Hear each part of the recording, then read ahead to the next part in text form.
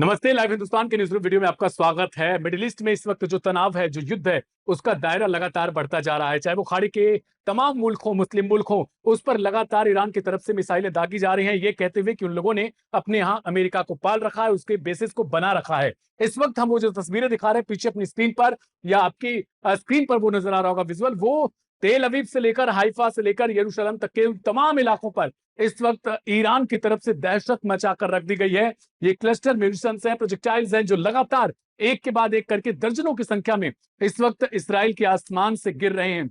वो इसराइल जो अब तक ये कहता था, जिसको ये कहा जाता था कि दुनिया भर में सबसे सुरक्षित अगर इलाका है, किसी का एयर डिफेंस सिस्टम है, तो वो एक तरीके से टेक्नोलॉजी में सबसे आगे वो शायद इसराइल है। लेकिन ईरान ने उसको बखूबी चुनौती दी है। तस्वीरें जब देखते हैं तो ये नहीं लगता हमें कि ईरान और इसराइल के जो शहर हैं उन जी दोनों में कोई फर्क नजर आ रहा है। जी, और न सिर्फ ईरान और इसराइल के शहर में बल्कि इसराइल और गजा में भी अब फर्क नजर आना बंद हो जाएगा। हम्म। जी हाँ, कुछ ऐसा ही इंतजाम कर रहा है। ऐसा नहीं है कि ईरान पर नहीं पड़ रही है, ईरान को भी पड़ रही है। खबर यह है कि कुर्दिस्तान प्रांत जो है ईरान का, वहां पर भी एक और स्कूल में, बच्चियों के ही एक और स्कूल पर हमला हुआ है, जिसकी बिल्डिंग को डिस्ट्रॉय कर दिया गया है ये इजराइल के हमले में। लेकिन जो नुकसानात तेल अवीव में हो रहे हैं या उसके अतराफ में हो रहे हैं, जो उसके आसपास के इलाकों में हो रहे हैं, वो ये बताते हैं कि ईरानी मिसाइलों के आगे डिफेंस सिस्टम तो पानी मांग चुका है, जिसको लेके बड़े बड़े दावे थे। और न सिर्फ इजराइल का डिफेंस सिस्टम लगा था, अमेरिकन डिफेंस सिस्टम वहां पर तैनात थे। और इन लोगों ने जो तैयारियां की थी, जितने दिनों तक बातचीत चलती रही, जैसा कि मीडिया रिपोर्ट्स बताती हैं, उस बातचीत के बीच में ये सारी तैयारियां वो करते रहे हैं, और खास तौर से ये जो एयर डिफेंस सिस्टम है उसको चाक चौबंद करने के लिए। लेकिन जब मिसाइलों की तादाद इतनी ज्यादा है, बारिश है, बारिश ये बौछार भी नहीं है, ये मूसलाधार बारिश है, उससे आप कितना अपने आप को बचा लोगे, कितना आपका सिस्टम, उसकी भी एक सीमा है। और इस कदर की तादाद में जब मिसाइलें आएंगी तो यही अंजाम होगा, सिर्फ धुआं और सिर्फ तबाही, जिसको आपने खुद दावत दी है। कोई आप पर हमला करने नहीं गया था, आपने खुद हमला अपने ऊपर बुलवाया है, आपने किसी को छेड़ा है। आप छेड़ा है तो पिटोगे, मी जनी मी खुरी। फिर हम दोहरा रहे हैं, उन्होंने पहली बार बार वो कहते थे, हमको मारोगे तो पिटना बर्दाश्त करने के लिए भी तैयार रहना। हो रहा है, इसमें कोई दो राय नहीं। बीच में खबर आई कि इसराइल में जो है वो एयर डिफेंस सिस्टम के लिए इंटरसेप्टर्स की कमी हो चुकी है। आनन फानन में अब गोला बारूद जो है वो अमेरिका से भिजवाया गया है, वहां से तुरंत ग्रांट्स कर दिया गया, परमिशन दे दी गई। लेकिन सवाल यह है, जिस तरीके से क्लस्टर बम का उपयोग कर रहा है, इसको पकड़ना नामुमकिन हो जा रहा है, क्योंकि एक बारी में एक ही वॉरहेड में एक मेन, और उसके अलावा आप देखेंगे तो बहुतायत संख्या में वो बम नजर आ रहे हैं जो गिर रहे हैं। जब तो एयर डिफेंस सिस्टम की तरफ से कितनी भी मिसाइलें दागी जाएं, उन प्रोजेक्टाइल्स को पकड़ने के लिए वो फेल हो जा रही हैं, क्योंकि इनको पकड़ना नामुमकिन नजर आ रहा है। बिल्कुल, ये बम खुशाई है, जिसका हम लोगों ने कई बार अपनी रिपोर्ट में जिक्र किया था। कई देशों में ये बैन है। अब चूंकि ये जंग चल रही है, अब ईरान से आगे सवाल होंगे कि आपने इसको क्यों बनाया और क्या, लेकिन उन्होंने कई बार इसका ऐलान किया था और दिखाया भी था कि है उनके पास में, कभी कभी इनकार भी किया। लेकिन कहते हैं ना कि मोहब्बत और जंग में सब जायज है। जब अपने वजूद पर बात आ जाए तो क्या ही किया जाए। तो जो कुछ उनके पास है, इससे भी खतरनाक हथियार होंगे जिनका इस्तेमाल हो सकता है। और क्या सामने वाले बच्चियों के स्कूलों पर नहीं मार रहे हैं? क्या बच्चियों को शहीद नहीं कर रहे हैं? क्या ईरान के सुप्रीम लीडर को भारी टनों वजनी बम गिराकर नहीं मार डाला? क्या वो प्लेन जो जिसमें ईरान ने चकमा दे दिया, पेंटिंग बना दी, जैसा कि कुछ मीडिया रिपोर्ट बता रही हैं, क्या उनको मारा तो गड्ढा नहीं हो गया? तो क्या इनके हमले हैवी नहीं है? वो पूरी तैयारी, अगर वाकई उस जगह पर प्लेन खड़े होते जहां उन्होंने पेंटिंग बनाकर रखी थी, 3D आर्ट बनाकर रखा था, जिसके चलते ऊपर से ऐसा दिख रहा था कि फाइटर प्लेन खड़े हैं, और जब मारा तो जमीन में गड्ढा बन गया। तो ये अगर कोई चीज वहां होती, कोई इंसान हो, कोई और मशीनरी हो, तो वो तो तबाह बर्बाद हो जाए, जिस तरह के गड्ढे बन रहे हैं। उनके हमले भी कम है भी नहीं है। अमेरिका के हथियारों के पास में क्या ताकत नहीं है? बहुत भारी ताकतवर हथियार है, और उन्होंने पिछले कई महीनों तक सारे एयर बेसिस पे वो सारे हथियार इकट्ठा किए, बड़े बड़े बम इकट्ठा किए, जो फाइटर जेट के जरिए ले जाने में सक्षम है। पिछले बार भी जब मारा था 12 दिनों की जंग के B-2 स्टील्स बॉम्बर था, और सैयद हसन नसरुल्लाह पे भारी टनों टनों वजनी बम गिराया था, इतना कि कई माले पार करते हुए गड्ढा हो गया था, इतना गहरा गड्ढा। तो ये जब मारते हैं तो वो जायज है, और ये जब मारे तो उस पे हाय तौबा, ये नहीं चलेगा। अब ये नहीं चलेगा, और बिल्कुल बराबरी से जंग हो रही है, इसमें हाय तौबा का तो सवाल ही नहीं है। जो मारेगा वो पिटेगा, ये उनका पहले से ऐलान था।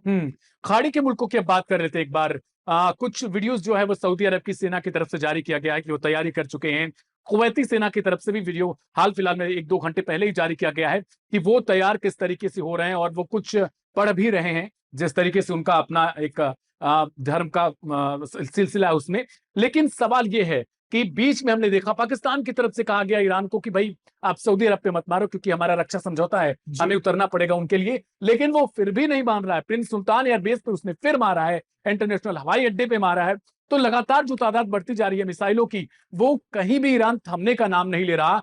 खबर ये भी निकल के आ रही है, कुछ रिपोर्ट्स बता रही है कि कुर्द जो है वो आने वाले हैं, जमीन पर उतरने वाले हैं, जिनको अमेरिका फंड करने के लिए बिल्कुल तैयार हो चुका है। तो बातें आ रही हैं दिव्यांशु, अपने दर्शकों को बता दे। एक तरफ तो यह है कि कुर्द आ रहे हैं, साथ में सीरिया तुर्की का बैकअप रहेगा, सऊदी का बैकअप रहेगा, ये बातें थी। और दूसरी यह है कि कुर्दों के जो लीडर हैं वहां पर, उन्होंने मना किया है, जो चीफ है उन्होंने मना किया कि भाई हम इसमें नहीं पढ़ रहे हैं, हमारा ये कोई मकसद है ही नहीं, हमारा अलग कुर्दिस्तान बनाने का है, उसके लिए हम लड़ेंगे। लेकिन अगर अमेरिका प्रेशर कर रहा है और कुछ वादे कर रहा है उनसे कि भाई आप रिजीम बदलवा दो तो हम आपके लिए कुछ कर देंगे, और में आपको टुकड़ा एक दे देंगे, तो हो सकता है उस लालच में वो इस तरह की कार्रवाई करें। तो उसके लिए प्रॉक्सी है, उसके लिए ईरान के, अगर आप जमीन पर आकर, क्योंकि अमेरिका जमीन पर आएगा नहीं, इजराइल जमीन पर आएगा नहीं, आ ही नहीं सकता, वो यही कोशिश करेंगे कि अरब देशों के जो इस तरह के गुट हैं, जो उनके प्रॉक्सी हैं जिसको हम कह सकते हैं, उनको लगा दें, उनको जमीन पर उतार दें। तो ईरानी जो प्रॉक्सी है, ईरान ने जो अपने हिमायती तंजीमें बनाई जिसे रेजिस्टेंस कहा जाता है, आएगा,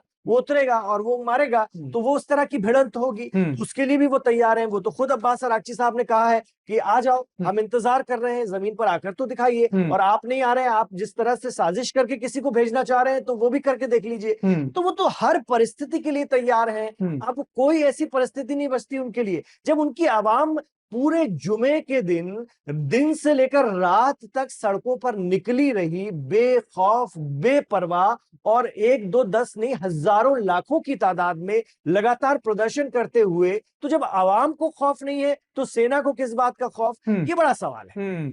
ये तस्वीर जब हम देखते हैं, ये वीडियो जब हम देखते हैं, तो एक ख्याल ये आता है कि क्या दुनिया में कोई ऐसा डिफेंस सिस्टम है जिसको हम कह सकते हैं कि वो 100% सुरक्षित कर सकता है, 90% कर सकता है, मान लो 70% भी सुरक्षित कर दे। लेकिन ईरान की मिसाइलों के आगे वो सारी चीजें ध्वस्त हो चुकी हैं। हम इसलिए इस बात का जिक्र कर रहे हैं क्योंकि अमेरिका का थार्ड SM-2 या फिर इनका हो गया आयरन डोम, ये दावे करते हैं कि बहुत ज्यादा सुरक्षित है, इसके नाम पर इसे बेचा जाता है, बाकायदा इसका रक्षा सौदा होता है। तमाम देशों से लोग चाहते हैं लंबी लंबी लाइनें लगा के वो कंट्रीज की हम ले लें क्योंकि बहुत बढ़िया क्वालिटी का है। लेकिन आप ये देखिए, यहाँ आपको ना कोई इंटरसेप्टर नजर आ रहा है, ये तस्वीरें वहीं की हैं, तेल अवीव की। वहां की तस्वीरें आपको देखकर लग रहा है कि ये आखिर गजा है या फिर ईरान की तेहरान है या फिर इसराइल है। देखिए, इतिहास अपने आप को दोहराता है, और सिर्फ 1 साल बाद इतिहास ने अपने आप को दोहरा दिया। आप गजा में पिछले रमजान को बिल्कुल ऐसे ही मार रहे थे, ये नहीं देख रहे थे कि कौन आबादी है और कौन हमास के लोग हैं, आप एक साथ मार रहे थे। और आपके पास यही उसके लिए आपके पास दलील थी, तर्क था कि हम हमास की लीडरशिप को खत्म कर देना चाहते हैं, पूरा हमास को नेस्तनाबूद कर देना चाहते हैं। उसमें कोई भी आ रहा था, आप नहीं छोड़ रहे थे। तो बस आज वही नजारे आपके यहाँ दिख रहे हैं, और ये तस्वीरें बताती हैं कि इतिहास बहुत जल्दी कई बार अपने आप को दोहरा लेता है, और कई बार इस बात के लिए बरसों लग जाते हैं। लेकिन ऐसा होता है, वक्त की चक्री घूमती है, वक्त घूमता है, जिसको कहते हैं ना, समय वापस भी कई बार आता है, दूसरे रूप में आता है। तो सबके साथ ऐसा ही होता है। तो तेल अवीव से अभी असली तस्वीरें तो आना बाकी हैं, तो वो तस्वीरें हैं जो लोगों ने खींच करके डाल दी।